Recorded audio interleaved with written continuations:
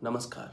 आज मैं आपके सामने एक ऐसी कथा लेकर आया हूँ जो ना किसी राजा की वीरता की कहानी है और न किसी युद्ध की गाथा, बल्कि यह उस शत्रु की कथा है जो हम सबके भीतर चुपचाप बैठा रहता है, और वह है आलस्य, लेजीनेस। यह वही आलस्य है जो न दिखाई देता है न ही शोर करता है, लेकिन धीरे धीरे मनुष्य की इच्छाओं, उसके संकल्प और उसके भविष्य को जकड़ लेता है। हम अक्सर सोचते हैं कि आलस्य एक छोटी सी कमजोरी है, कभी कभी आ ही जाती है, लेकिन सच यह है कि अगर हम अपने आलस्य को पहचान भर लें तो उसी क्षण उस पर विजय की शुरुआत हो जाती है। आज की यह कथा हमें यह पहचान देना चाहती है।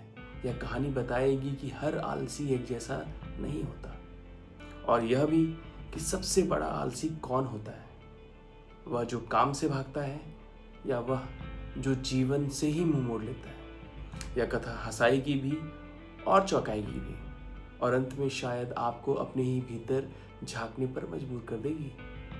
तो आइए चलें उस राज्य की ओर जहां लोगों ने काम करना ही नहीं, जीवन जीने की कोशिश करना भी छोड़ दिया। एक समय की बात है, एक राज्य था जो बाहर से तो समृद्ध दिखाई देता था, लेकिन भीतर से धीरे धीरे खोखला होता जा रहा था। खेत थे पर उनमें हल नहीं चलता था, घर थे पर उनमें चूल्हे ठंडे पड़े हुए थे। लोगों के पास समय था, बहुत समय था, पर करने के लिए कुछ भी नहीं।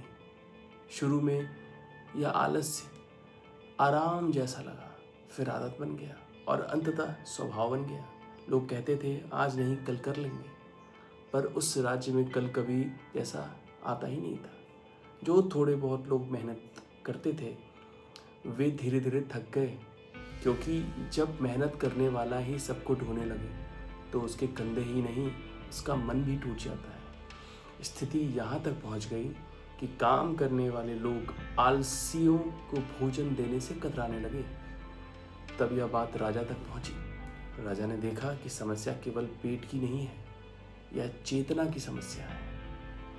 कुछ दिनों बाद सभी आलसी इकट्ठा हुए और राजा के दरबार में जा पहुंचे। उनके स्वर में लज्जा जैसी थी ही नहीं, बल्कि अधिकार का भाव था।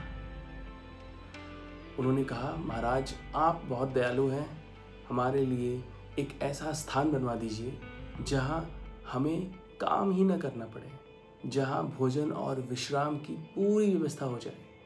राजा ने उन्हें देखा, परखा और फिर एक आश्रम बनवाने का आदेश दे ही डाला। आश्रम बन गया, भोजन समय पर मिलने लगे, बिस्तर मुलायम थे और किसी से कोई काम नहीं मांगा गया।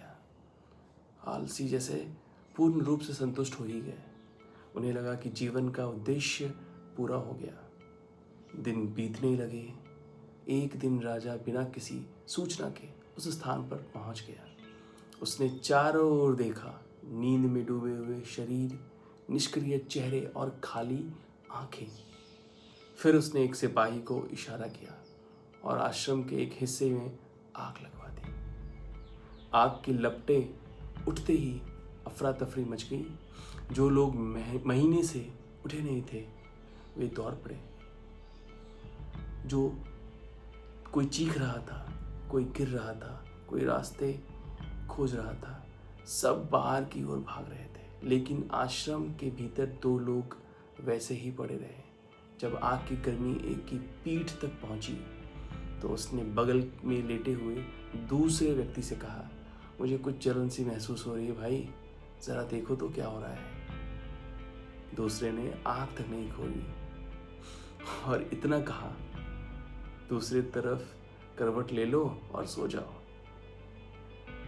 राजा यह सब देख रहा था। उसके चेहरे पर क्रोध नहीं था, ना ही दया, केवल समझ थी।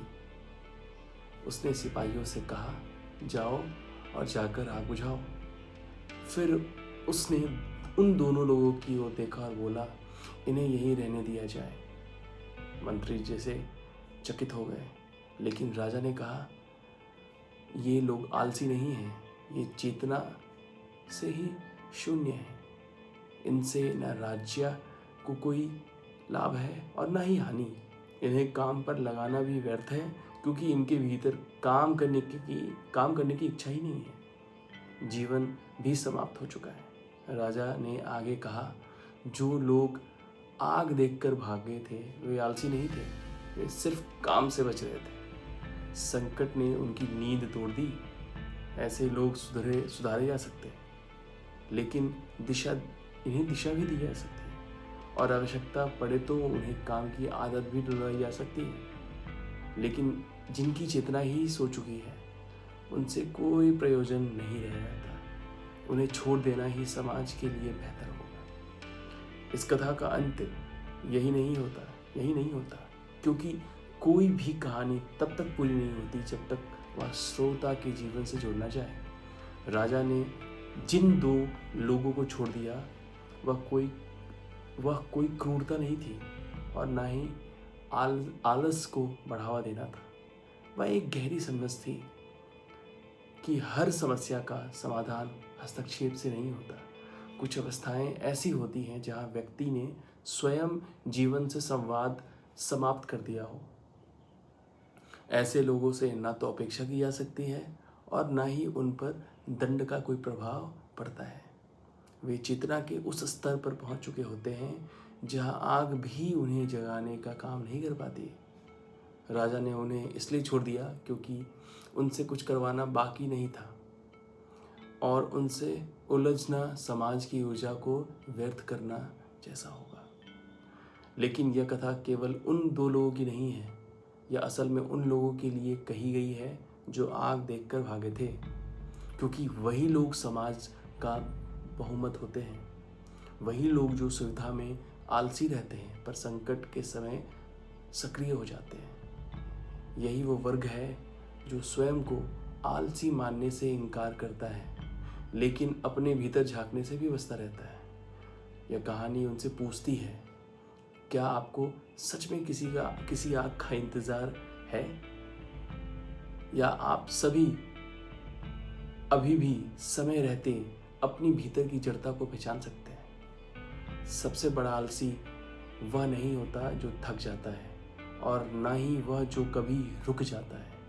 सबसे बड़ा आलसी वो होता है जिसने अपने आलस्य को स्वीकार कर लिया है, जिसने उसे अपना स्वभाव मान लिया है, और जिसके भीतर अब परिवर्तन की आकांक्षाएं शेष नहीं रही। लेकिन अच्छी बात यह है कि अधिकांश लोग उस स्तर तक नहीं पहुंच पाते। अधिकांश लोग बस आदतों के बोझ तले दबे रहते हैं, और आदत बदली जा सकती है, चेतना जगाई जा सकती है, यदि व्यक्ति ईमानदारी से यह स्वीकार कर ले कि आलस्य उनका शत्रु है, मित्र नहीं है। यह कथा हमें यह दिशा देती है कि अपने जीवन में आग लगने की प्रतीक्षा मत कीजिए।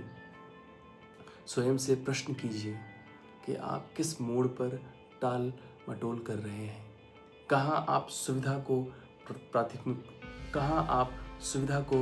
प्राथमिकता दे रहे हैं, और कहाँ आप अपने भीतर के डर को आलस्य का नाम दे रहे हैं। जिस दिन यह पहचान हो जाती है, उसी दिन परिवर्तन शुरुआत भी हो जाती है। राजा ने समाज को यह सिखाया था कि हर व्यक्ति को उठाने की ज़रूरत नहीं होती, लेकिन हर व्यक्ति को स्वयं उठने का अवसर अवश्य मिलना चाहिए। इस कहानी का सबसे बड़ा संदेश यही है कि आलस्य को पहचानना ही है, और उस पर विजय पाने का पहला और सबसे सशक्त कदम है, क्योंकि जो अपने आलस्य को देख सकता है वो उससे बाहर निकल सकता है, और जो नहीं देख पाता वो आग के बीच में भी सोता रहता है। यही अंतर तय करता है कि कौन सुधरने योग्य है और कौन केवल छोड़ देने योग्य है।